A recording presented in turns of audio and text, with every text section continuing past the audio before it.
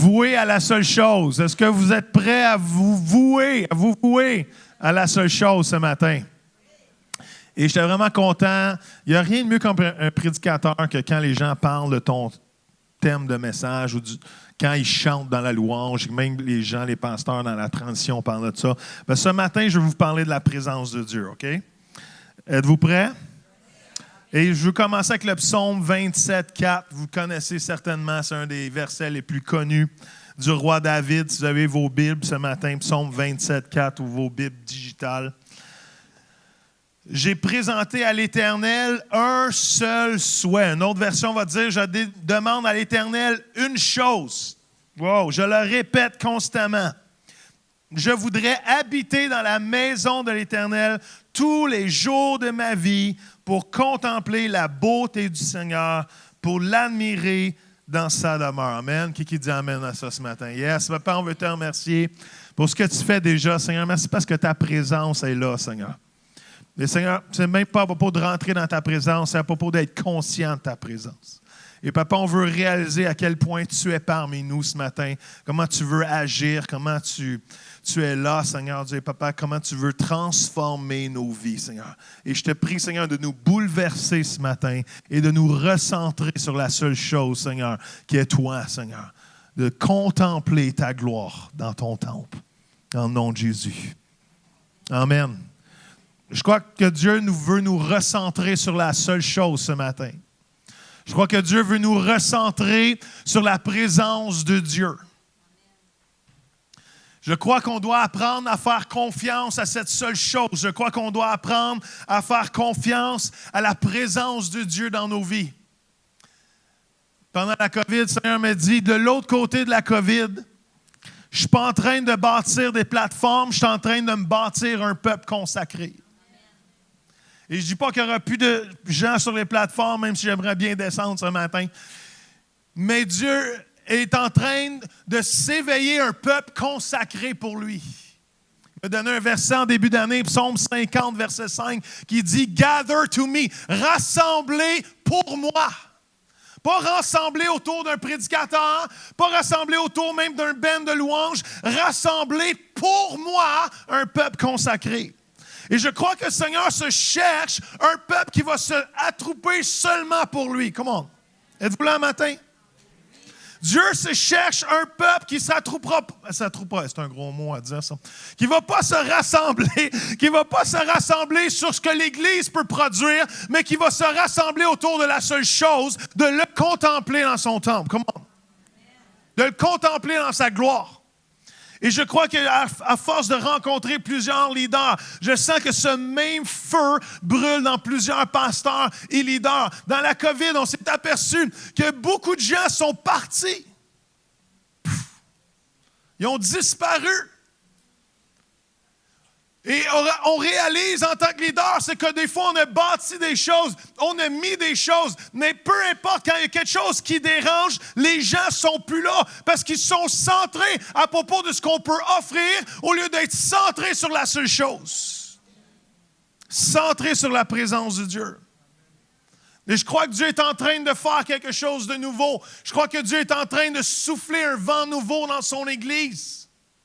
Et la question va se poser, est-ce qu'on va être prêt à suivre une nuée de... Je vais le faire. Est-ce qu'on va être prêt à suivre une nuée de gloire dans des endroits qu'on n'a jamais marché auparavant, ou on va retourner à des principes de leadership qu'on a connus avant?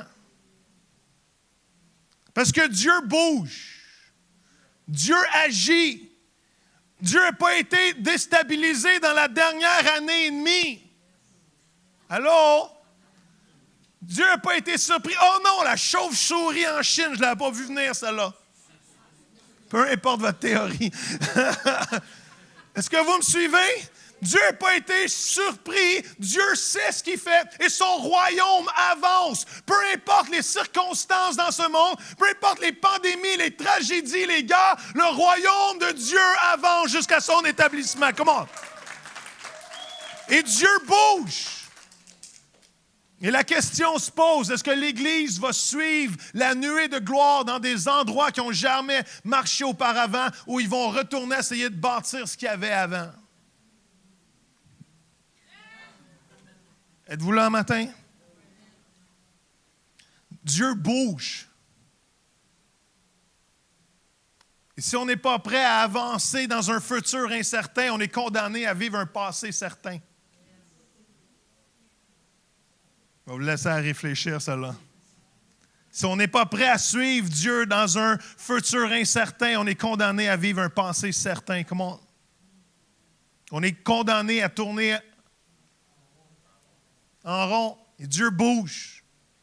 Et si je ne bouge pas avec Dieu, je vais juste devenir un endroit où Dieu était. Vous n'avez pas compris cela. Dans mes notes, ça dit, ils vont dire Amen. Si je ne bouge pas, la caméra est bonne. Si je ne bouge pas avec Dieu, je suis condamné à devenir un endroit où Dieu était. Comprenez-moi bien, Dieu va toujours être là. Dieu l'a promis dans sa parole. Jamais je vais vous délaisser. Jamais je vais vous abandonner. Comprenez, Dieu va toujours être là. Mais l'onction, la grâce, la puissance, le plan de Dieu bouge. Et je veux être de ceux qui suivent où Dieu bouge. Comment? Quand Dieu dit, ramassez vos bébelles, ramassez vos tentes, faites vos bagages, l'arche de l'Alliance passe, la présence de Dieu bouge. Je veux être de ceux qui suivent. Come on. Et Dieu bouge dans cette saison. Dieu a brassé son Église, je crois, à travers la dernière année, pour nous déstabiliser de notre religion et retourner à la seule chose, la présence de Dieu. Parce que sa présence est la seule chose qui nous distingue. Allô? La présence de Dieu était la seule chose qui distinguait le peuple d'Israël dans l'Ancien Testament et était la seule chose qui distinguait l'Église primitive dans le Nouveau Testament. La seule chose qui les distinguait, c'est la présence de Dieu. L'Église primitive n'avait rien. Il n'y avait rien. Il n'y avait pas de machine à boucan. Il n'y avait pas de lumière. Il n'y avait même pas de salle pour se rencontrer. Il n'y avait pas de drum. Il n'y avait rien. La seule chose qu'il y avait, c'est la présence de Dieu à travers la présence du Saint-Esprit. La seule chose, comment?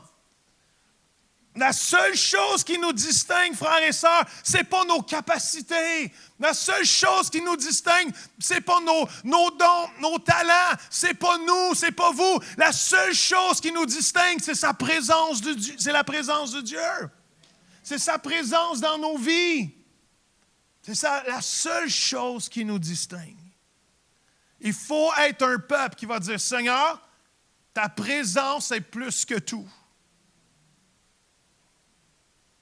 Il y a quelqu'un qui a dit ceci, à quoi ça ressemblait si on bâtirait l'Église, pas pour attirer les gens, mais pour attirer Dieu. Vous êtes silencieux avec moi un matin, on va fly. Est-ce que le son se rend jusqu'à l'autre bout? Oui, OK. Juste vérifier. Des fois, tu parles, puis tu sais, c'est comme quand tu fais un appel cellulaire, puis pouf, ça flush, la personne est partie, mais tu continues ton... Il ne va pas continuer tout seul. À quoi ça semblerait si on bâtirait l'Église, pas pour attirer les gens, mais pour attirer la présence de Dieu? Est-ce que vous croyez que la présence de Dieu est assez pour attirer les gens? Il y a une déclaration qui a été faite dernièrement. Elle dit qu'à peu près que même sans la présence du Saint-Esprit, 95% de nos activités d'Église pourraient continuer. Il n'y a pas d'amène à ça, c'est ouch. À quoi ça semblerait si on bâtirait l'Église, pas pour attirer les gens, mais attirer la présence de Dieu et faire confiance que la présence de Dieu va attirer les gens?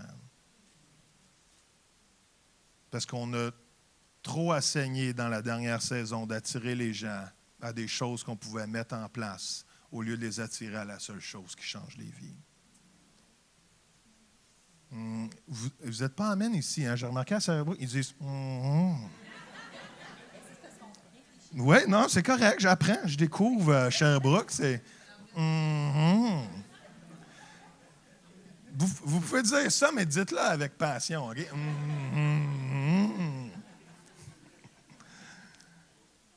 C'est son temple. Allô, come on, c'est son temple. C'est son temple. C'est son temple. On sait que l'Église, ce n'est pas un bâtiment, mais ensemble, nous sommes des pierres, ajoutées l'un à l'autre, bâties sur la pierre angulaire qui est Jésus, afin de bâtir quoi? La Bible va dire une demeure où Dieu habite. C'est son temple. Quand vous êtes ensemble, c'est son temple. Moi, Joël, je suis son temple. All right? C'est sa maison, c'est sa maison. Si ça, c'est sa maison, elle devrait être marquée par sa présence.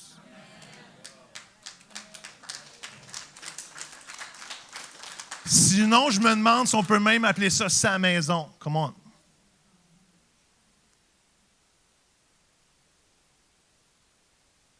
Si c'est sa maison, elle devrait être marquée par sa présence.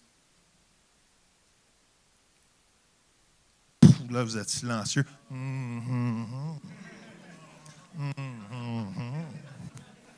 Je m'encourage en même temps que vous autres. Et David, le roi David, a fait ce vœu un jour. C'est Salomon qui parle de son père.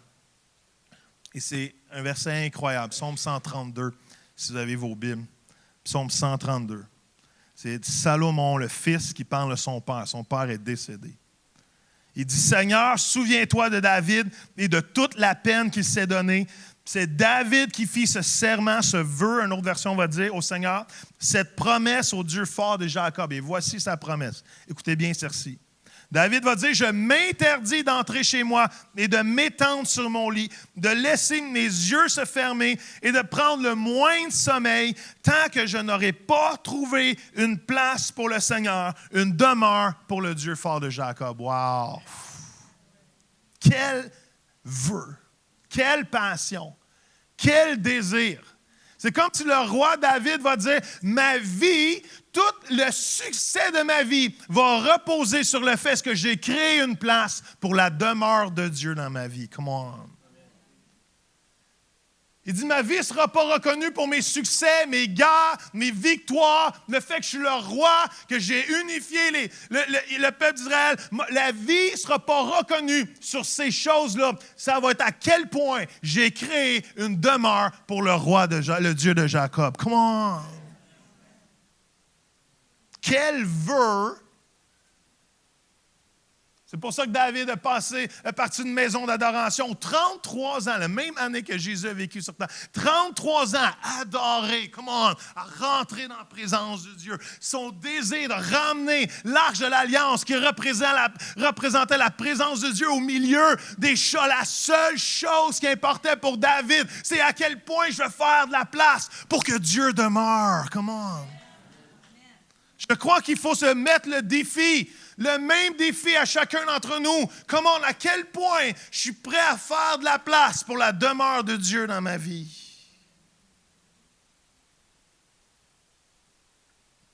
Parce que Jésus a une sainte jalousie pour son temple. Allô? Jésus a une sainte jalousie pour son temple. Est-ce que vous avez déjà vu ça dans les Écritures? Jésus a un saint désir pour que sa maison, soit consacrée pour la présence de Dieu. Dans une rencontre que j'ai eue, dernièrement, on a commencé à faire des soirées que j'ai eues, et le Seigneur me dit, annonce plus tes invités. Parce qu'on a souvent pas souvent, on a tout le temps des bons invités où j'ai eu, me semble, oui. Et le Seigneur a dit, je veux plus que tu pour jusqu'à temps qu'il me dise le contraire, il dit, je veux plus que tu annonces tes invités parce que je veux rassembler un peuple qui va se rassembler juste pour moi. Et ça faisait 17 ans que je publiais mes invités parce que je sais que j'ai des bons invités, je sais qu'on peut apprendre d'eux. Et la prochaine, au mois de novembre, on a un super invité et je ne vous le dis pas. Et mes dents grincent, je me force de ne pas le dire parce que j'ai le goût. Mais Dieu dit non, je veux m'attrouper, je veux rassembler un peuple qui va se rassembler juste pour moi. Je ne veux pas que vous veniez pour mon invité.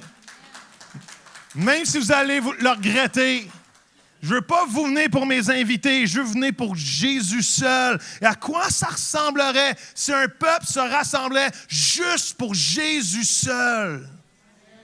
Juste pour lui. Est-ce que vous imaginez la consécration C'est plus que juste venir pour un dimanche matin parce que je suis habitué d'aller à l'église, parce que c'est mon temps que je me nourris pour le reste de la semaine. Non, c'est un feu qui dit, il faut venir autour de la présence de Dieu. Comment? Rassembler pour moi un peuple consacré. Comment? Dieu se cherche un peuple consacré.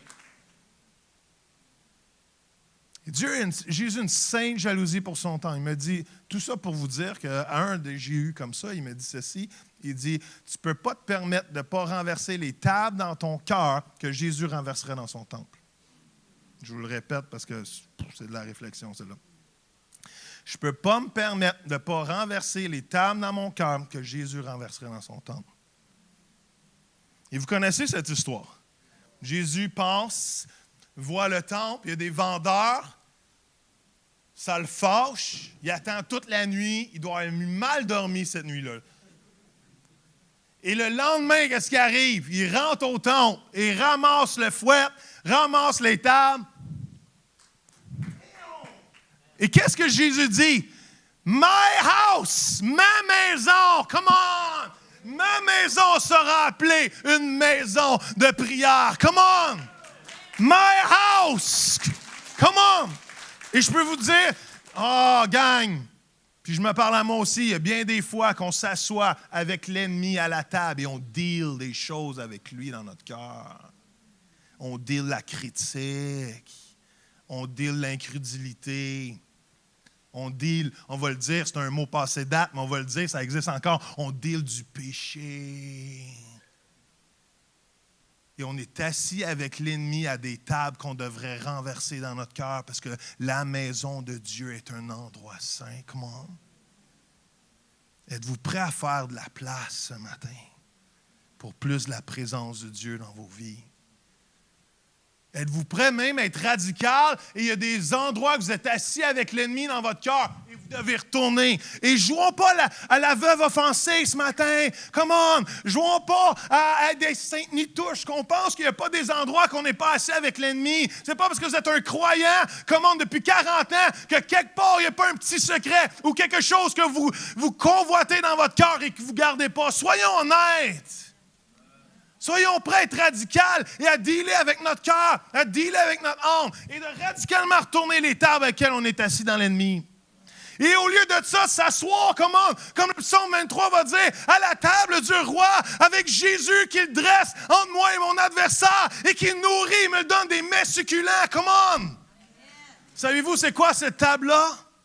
C'est de m'asseoir avec Jésus pendant que lui s'occupe du reste.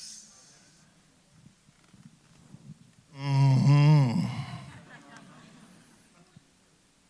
Est-ce que vous êtes prêts à faire confiance à la seule chose? Merci, Caro. Quand le pasteur dit Amen, c'est encourageant pour l'invité. Ça, c'est le fun. Mm-hmm. Est-ce que vous êtes... Non, mais Amen, non, mais... Vous êtes capable de le répondre pour vous-même. Est-ce que vous êtes prêts à faire confiance à la seule chose? Jésus va dire quoi? Cherchez premièrement, quoi? Le royaume de Dieu, sa justice, et quoi? Et toutes, quoi? Quoi? Toutes ces choses vous seront données. C'est quoi ces choses-là? C'est quoi le contexte? La nourriture, le linge, les biens, le besoin pour vivre. Jésus va dire, occupez-vous de mon royaume, préoccupe-toi de ce qui me préoccupe, puis moi, je vais m'occuper de toi après. Come on.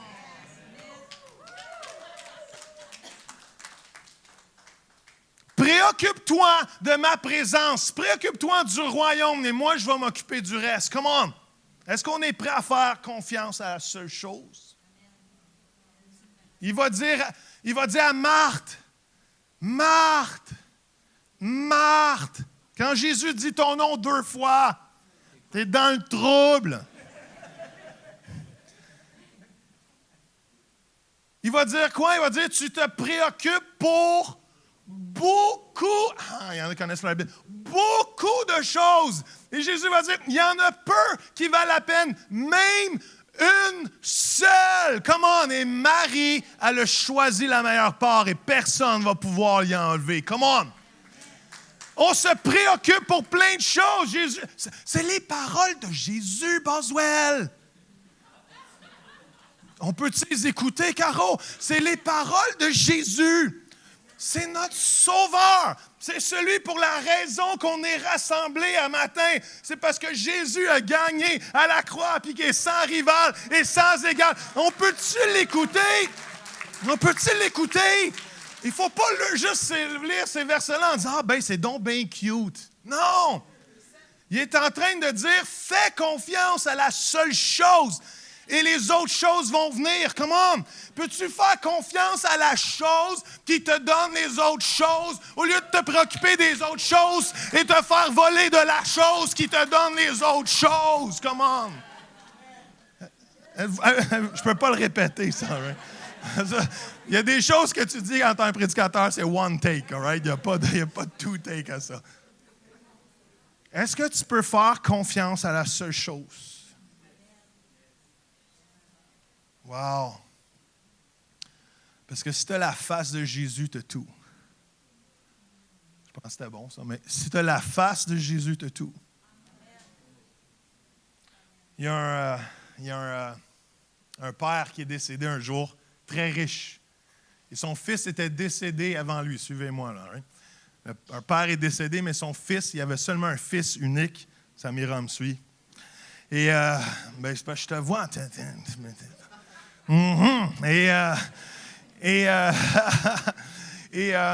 J'étais où dans mon histoire, là? Je me suis laissé interrompre par ton intensité à m'entendre. All right, un fils unique. All right, le père est décédé et son fils unique était décédé avant lui. Alors, il y a un héritage incroyable. Et il n'y avait personne pour laisser cet héritage-là.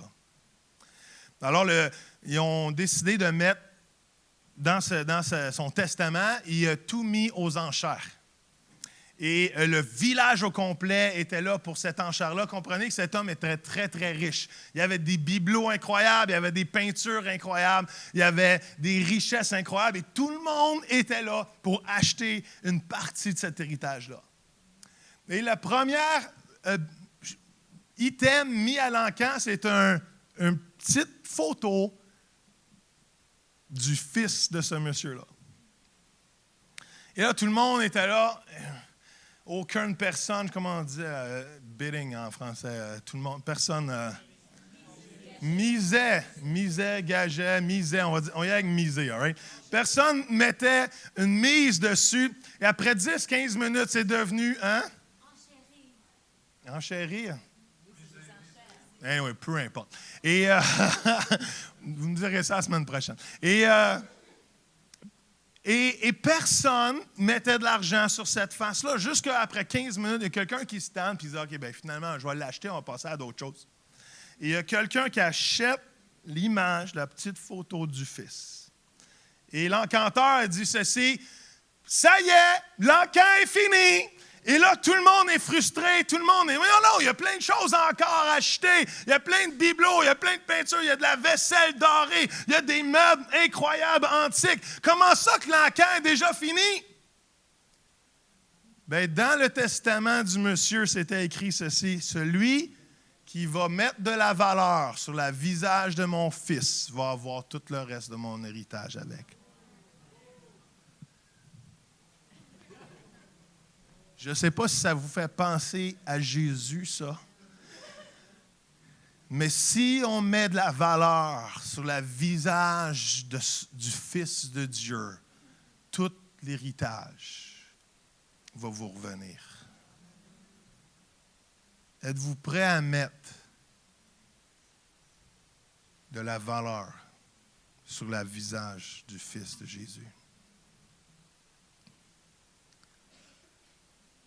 Alors, ma question pour vous ce matin, c'est quoi votre engagement à la présence de Dieu?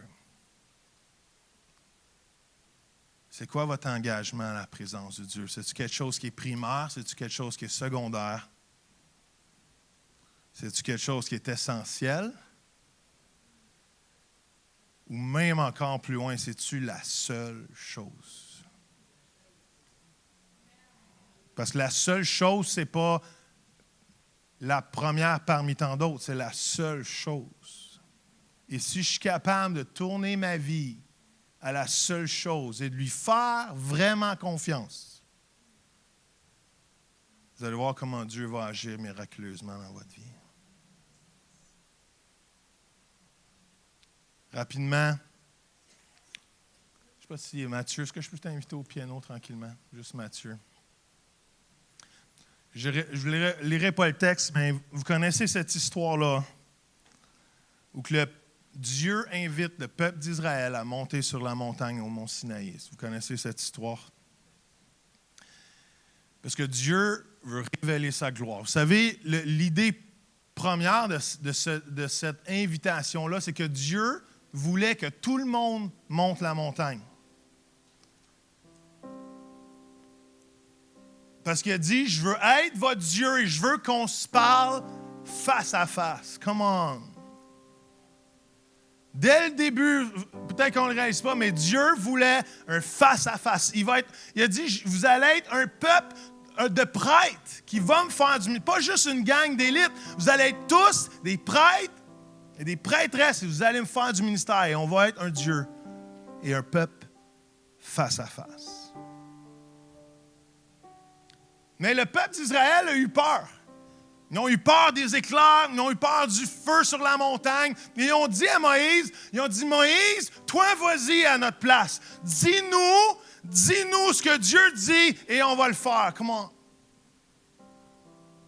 La foule a eu peur. Mais savez-vous quoi? Il y a ce groupe de gens dans l'Église aujourd'hui qui vivent leur face-à-face avec Dieu à travers la bouche de quelqu'un d'autre. Parce qu'ils sont satisfaits. La satisfaction, frères et sœurs, c'est le tueur du réveil dans l'Église. C'est un autre ouch, là. La satisfaction, c'est le bouton snooze du réveil dans nos vies. Vous avez tout un bouton snooze le matin? Hein, Samira? Ta mère vient de te dévoiler, là. I won't pick on you. Tout le monde a un bouton snooze le matin. Snooze, là, le bouton snooze, c'est le bouton d'endormitoire du réveil. Ah, j'ai déjà entendu ce message-là, snooze. Ah, aller à l'église, dimanche matin, se lever, pas encore. Ça fait 40 ans que je vais à l'église, snooze. La satisfaction, c'est le bouton snooze du réveil, gang. Dieu cherche un peuple qui va venir à la montagne sainte, et avoir une rencontre avec eux. Il faut arrêter de vivre à travers les expériences des autres. Dieu vous invite avec un face à face avec la présence de Dieu. Soyez pas la foule. Vous ne m'aimerez pas après avoir dit cette phrase-là, mais je le dis quand même. On n'aura pas de réveil au Québec avec la foule. Ça prend des gens satisfaits pour plus de la présence de Dieu. Il y a un deuxième groupe qui a été invité à monter la montagne. La foule a refusé, mais ça dit que Aaron, que Abihu, je me rappelle, Caillou, anyway, tous ces gens-là étaient invités et étaient 70 leaders à monter. Et ça dit qu'ils ont monté, qu'ils ont vu le bas de la gloire de Dieu. Ça ressemblait à du saphir. Et ça dit même qu'ils ont mangé dans la présence de Dieu. Wow! Est-ce que vous pouvez vous imaginer, c'est quoi la montagne du coin ici que tout le monde monte? Le mont Bellevue, toute une personne dans la même affaire. Le mont Bellevue, c'est un peu... all right, Bellevue, c'est bon. All right? Et ils montent le mont Bellevue et ça dit qu'ils amènent leur lunch et qu'ils mangent dans la présence de Dieu. Est-ce que vous pouvez vous imaginer? Littéralement, l'église de Sherbrooke, après-midi, monter le mont Bellevue et manger et voir le pan de la robe de la gloire de Dieu. Wow! L'affaire, c'est qu'ils sont redescendus, et quand ils sont redescendus, ça ne leur a pas empêché de faire un vœu d'or. Un veau d'or. J'ai-tu dit un vœu d'or? Un veau d'or. Ils ont vécu la présence de Dieu, mais ça ne leur a pas empêché quand même de faire un veau d'or. Wow. Ça dit que la foule, la foule qui avait peur de Dieu, on dit ceci, hey, pouvez-vous nous faire un Dieu, pouvez-vous nous faire un Dieu qui va marcher devant nous? Et il y a un texte dans les psaumes qui est terrible qui dit ceci, ils ont échangé leur gloire pour un veau qui mangeait de l'herbe. C'est pas juste un veau, c'est un veau qui mangeait de l'herbe. Je crois qu'ils voulaient ridiculiser le choix d'Israël cette journée-là en disant, comment ça que vous avez échangé la gloire de Dieu pour un veau qui mange de l'herbe? Et ils ont dit ceci, ils ont dit à Aaron et eux, fais-nous un Dieu qui va marcher devant nous. Il y avait déjà ça. Il y avait la nuée de gloire, le jour et la colonne de feu de nuit, et il y avait déjà ça. Ils ont échangé leur gloire pour un veau qui mangeait de l'herbe. C'est pas ta gloire, mais c'est la tienne. C'est pas la tienne, mais c'est la tienne. Parce que tu es appelé à refléter la gloire de Dieu. Et quand tu reflètes la gloire de Dieu, c'est pas la tienne, mais elle devient la tienne. Arise and shine, lève-toi et brille. Parce que ma gloire brille sur toi. C'est pas la tienne, mais c'est la tienne. C'est la tienne à refléter. Êtes-vous là un matin?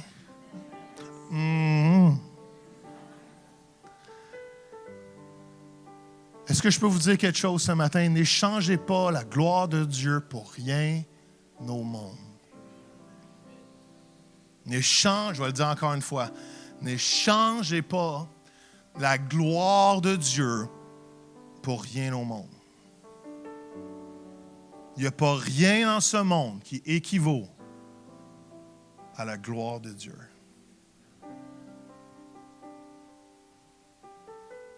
Depuis quand qu'un veau d'or marche tout seul devant toi? Ça fait un beau veau d'or. Un veau d'or sans nom. Fais-nous un veau d'or qui va marcher devant nous. Comment tu veux qu'un veau d'or marche devant toi? Fallait qu'ils dirigent eux-mêmes. Excusez-moi de vous éclater le cerveau un matin.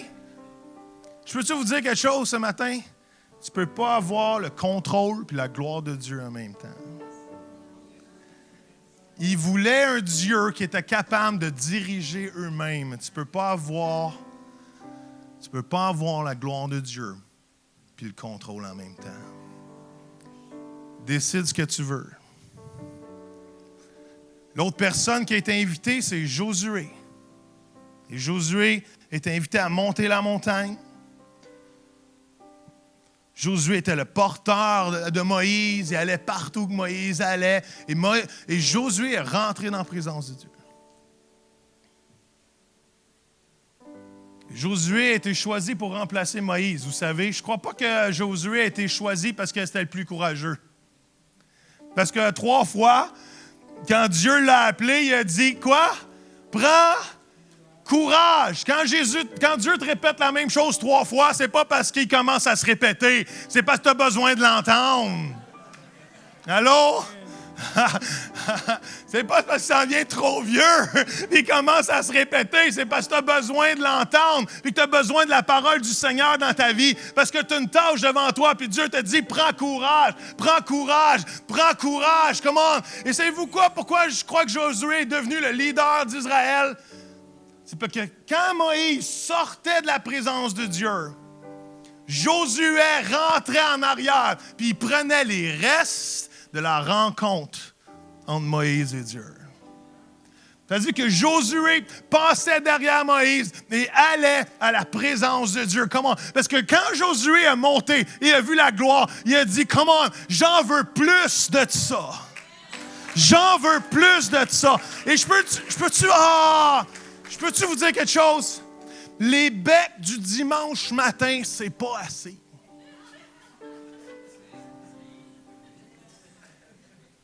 Les petits bisous qu'on vient donner à Dieu le dimanche matin, c'est le fun, puis c'est nécessaire, puis il faut le faire. Mais je crois qu'il arrive un moment où que les becs du dimanche matin, c'est pas assez, puis que lundi, je veux la présence de Dieu, puis que mardi, je veux la présence de Dieu, puis que mercredi, puis que jeudi, que vendredi, que samedi. Merci à Passe-Partout de m'avoir enseigné les jours de la semaine. Comment? Je veux avoir la présence de Dieu 24 heures sur 7. Comment? Parce que Dieu est toujours là. Et je vous ai dit au début, la présence de Dieu, ce n'est pas seulement quelque chose à entrer dedans, c'est quelque chose à être conscient de. Parce que Dieu est omniprésent. Et en terminant, la dernière personne qui a été invitée, c'est Moïse. Moïse a monté dans la nuée de gloire. Moïse a passé 40 jours. 40 jours et 40 nuits. 40 jours. 40 jours et 40 nuits dans la gloire de Dieu. Wow! Est-ce qu'il y en a qui ont juste une petite jalousie, là, saine? 40 jours. Des downloads incroyables. Les 10 commandements. Pff, c'est lui qui a reçu ça. 40 jours, 40 nuits. Les 10 commandements. L'humanité vit à partir de cette révélation-là depuis des milliers d'années. C'est Moïse. Poum! Dans la présence de Dieu. Come on. C'est réel. C'est pas juste des histoires. Le temple, les règlements, les règles, whatever. Et après 40 jours, 40 nuits, c'est quoi que Moïse dit à Dieu? 40 jours dans la gloire. 40 jours dans la présence de Dieu. Qu'est-ce que Moïse dit? Seigneur, montre-moi ta gloire. Wow! Ça fait 40 jours que tu es dedans. Il y a un moment où la présence de Dieu doit te... comment? Écoutez ça. Il y a un moment dans notre vie où la présence de Dieu doit nous ruiner à toute autre chose que ce monde contient. Je vais le répéter. Il y a un moment dans notre vie où que la présence... Quoi j'ai dit? Est-ce que je suis capable de me répéter? Merci d'écouter mon propre message. Yeah. C'est bon, ça. Longtemps, on ne m'a pas dit ça. Et il y a un moment dans notre vie où la présence de Dieu doit nous ruiner à toute autre chose que ce monde contient. Seigneur, ça fait 40 jours que je suis avec toi. J'en veux plus. J'en veux plus. Et ça dit que Moïse est descendu de cette montagne et son visage reflétait quoi? La gloire de Dieu. C'est pas la tienne, mais c'est la tienne. C'est la sienne qui reflète sur toi.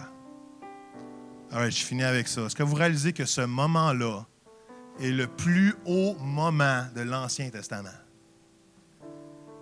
Moïse, 40 jours et 40 nuits qui reflètent la gloire de Dieu. C'est le moment, c'est le Hall of Fame des moments avec Dieu dans l'Ancien Testament. C'est le plus haut moment de l'Ancienne Alliance, c'est ce moment-là. 40 jours et 40 nuits. Est-ce que vous réalisez qu'aujourd'hui, le voile est déchiré, que Jésus est mort et ressuscité, et que chacun d'entre nous, on a accès à la présence de Dieu et à la gloire de Dieu d'une nouvelle façon, dans une nouvelle alliance qui est beaucoup plus supérieure à celle que Moïse a vécue. Comment? Êtes-vous là matin? Ça dit que la gloire de l'ancienne alliance était incroyable, mais elle n'est rien à comparer de la gloire de la nouvelle alliance dans laquelle que vous, moi, toi, tu marches. Nous sommes, come on, nous sommes ressuscités avec Jésus et on a accès à la présence de Dieu. On a accès à la gloire de Dieu, come on. Et le voile est déchiré. Dieu t'invite avec audace à rentrer dans sa présence. Tel que tu es. Avec tes fautes, avec tes péchés, avec tes gaffes, avec ton caractère. Il n'y a rien de trop sale qui ne peut pas rentrer dans la présence de Dieu parce que c'est dans sa présence qui te nettoie et qui te transforme. Attends jamais d'être assez parfait pour rentrer dans sa présence. Rentre dans sa présence et Dieu va te transformer. Come on! C'est pour ça que le Corinthien va dire, Paul aux Corinthiens, il dit que Moïse a reflété la gloire, mais nous-mêmes, nous contemplons parce que le voile est enlevé. Nous contemplons comme dans un miroir la gloire du Seigneur qui nous transforme, de gloire en gloire par le Saint-Esprit. Et là où est le Saint-Esprit, là où est le Saint-Esprit, là est la liberté. Come on. Est-ce qu'on peut juste pencher nos têtes, fermer nos yeux quelques instants? Gang, vous êtes bons. Je vous aime. Je veux revenir. Dites-le pas à Pasteur Caroline que j'ai dit ça. Je crois que Dieu est en train de motiver ses troupes au Québec, gang, et vous en faites partie de ça. Vous en faites partie de ça. Come on. Ma crainte, c'est qu'on essaie de rebâtir ce qu'on avait avant la COVID, au lieu de suivre la nuée de gloire dans ce que Dieu est en train de faire présentement. Parce que c'est sa maison.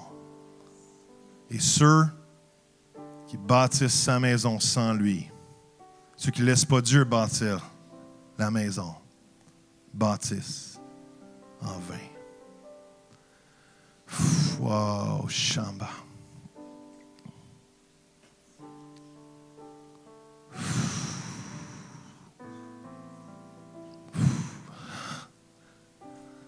Il y a un an maintenant, j'ai fait ce vœu. Et ça a changé ma vie depuis un an. De dire, Seigneur, la présence de Dieu est la seule chose. Vous savez, dans notre pas de foi, si Dieu ne pourvoit pas, il faut que je retourne à faire les autobus scolaires. Mais Dieu nous a dit, concentre-toi sur la seule chose, puis moi, je vais m'occuper de toutes les autres choses. Et on est tellement reconnaissant de voir comment Dieu pourvoit par des gens comme vous, par des églises. Et Dieu nous surprend à tous les semaines comment Dieu prend soin de nos besoins. J'ai plus de staff maintenant en n'ayant pas de salaire que j'en avais quand j'étais pasteur d'église. Parce que Dieu pourvoit. C'est fou. Parce qu'on a fait le vœu de se vouer à la seule chose. Chercher premièrement le royaume de Dieu, sa justice. Savez-vous, c'est quoi la chose la plus attrayante que vous pouvez offrir à Dieu ce matin? C'est de la soif. Heureux ceux qui ont soif et faim de justice, parce qu'ils seront rassasiés. Come on. Wow. Ta présence est ici, Seigneur. Wow. Wow.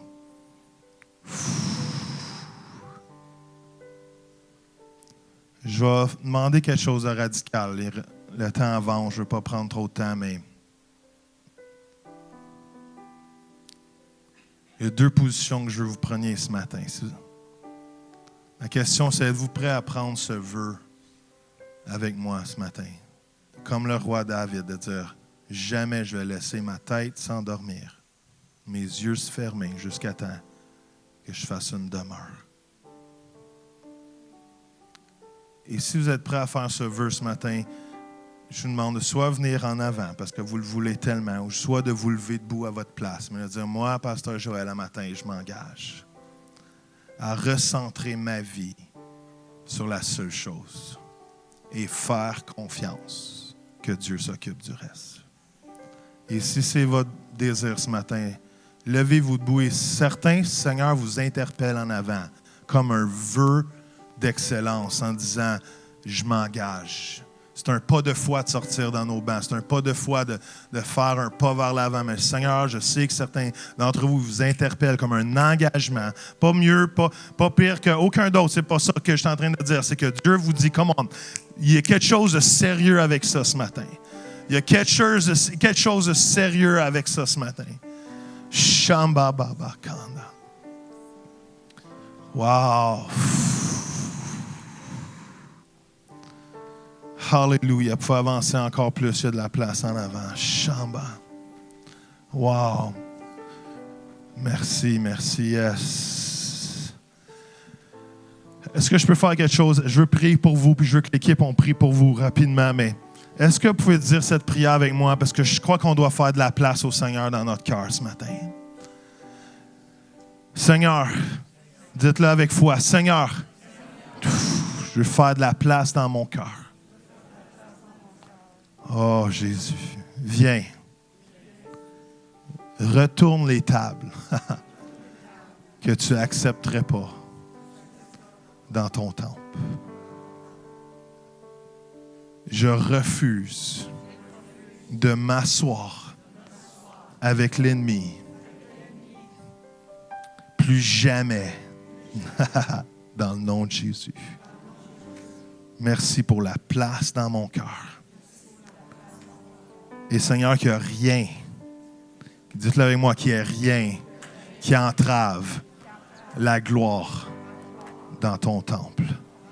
Dans le nom de Jésus, Papa.